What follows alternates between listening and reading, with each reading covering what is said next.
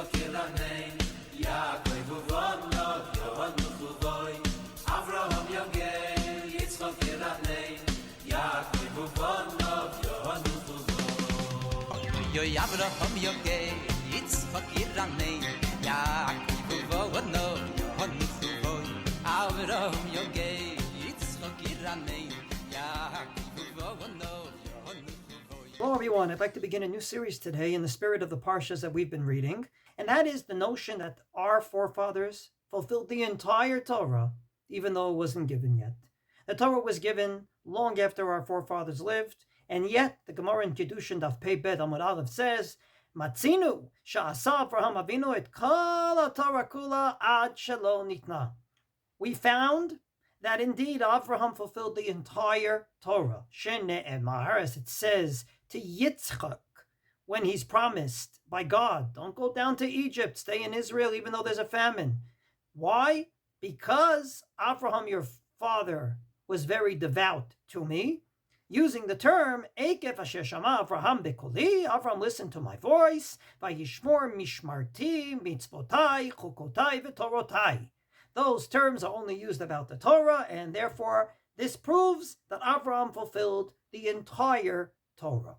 So if it was one Ma'amar Chazal in Masechet Kiddushin, I can sleep at night, but it's not just one. There's another in Masechet Yoma that indeed deals with this same question.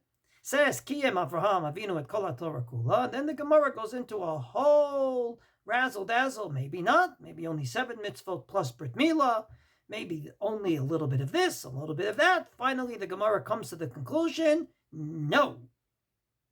Kiyam Avraham Avinu afilu eruve tafshilin shene'emar torotai echad Torah shebichtav echad Torah sheba'al peh. Eruv tafshilin, a din derabanan that you only have to fulfill if a yontif comes out on a Friday going into Shabbos in order to cook from Friday to Shabbos. Even that, says the Gemara, Avraham Avinu fulfilled.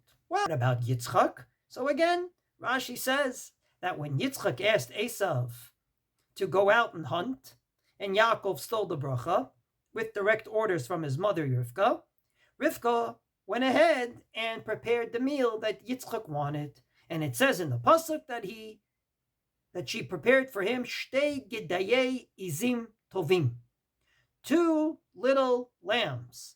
Comes along Rashi and says, why do you need 2?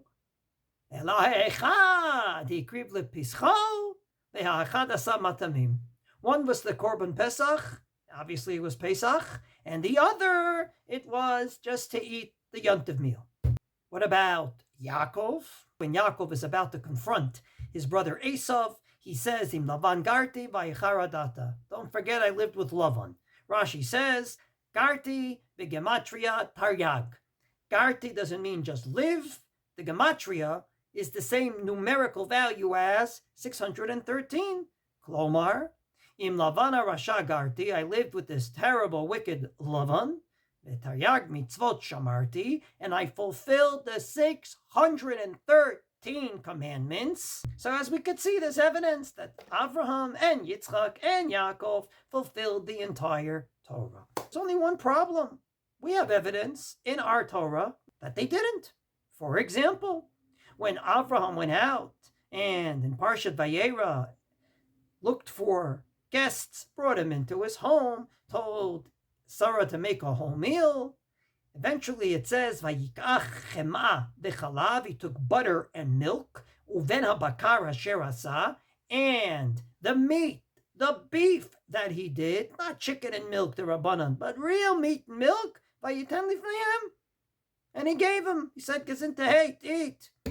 Obviously he didn't keep meat and milk. What about Yaakov? As everybody knows, Yaakov Avinu did one of the biggest averas in the Torah after it was given. It's called Giloy Arayot. You're not allowed to marry 2 sisters. But Avraham married Leah, and then he was tricked, and he has this whole argument with Lavan, but eventually he marries Rachel.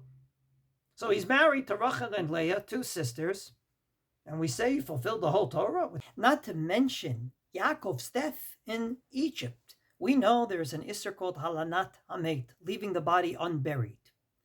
We try to bury as soon as possible. In Parshat Vayechi it says Yaakov died, For 40 days they embalmed the body. Then they mourned him for 70 days in Egypt. Then Yosef went to Paro and asked for permission to go and bring him for burial in Israel. Got the permission. They went up to Israel. That took a while. Then they had a 7-day mourning period, and only after all of that did they bury Yaakov. Very, very far from the halachic Jewish concept of bury as soon as possible and sit Shiva. So it's far from being clear, as the Maharal Prague points out. Adayin kasher. You could say this all you want, but it's very, very hard to say.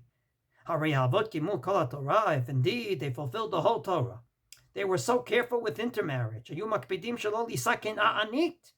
intermarriage in and of itself, you have to wake up very early to try to find what the Isser is. But there's a very open pasuk Isser that everyone in Judaism 101 learns, and that is Gilui Arayot, one of the 3 cardinal sins that you have to die for. So this family that made sure not to intermarry with the Canaanites, lo hikpidu al erva, who asur min Torah, didn't keep this law.